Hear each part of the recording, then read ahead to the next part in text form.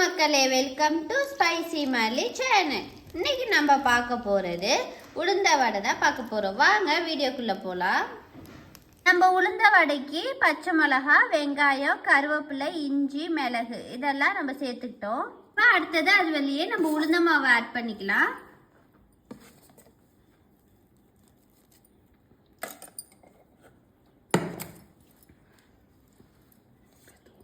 இப்போ இந்த மாதிரி பசஞ்சுக்கலாம்.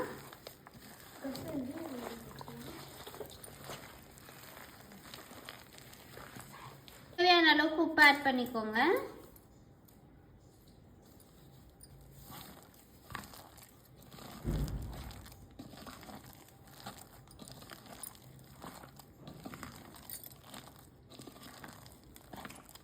இப்போ இந்த மாதிரி தட்டிட்டு எண்ணெயில் போட்டுக்கலாம்.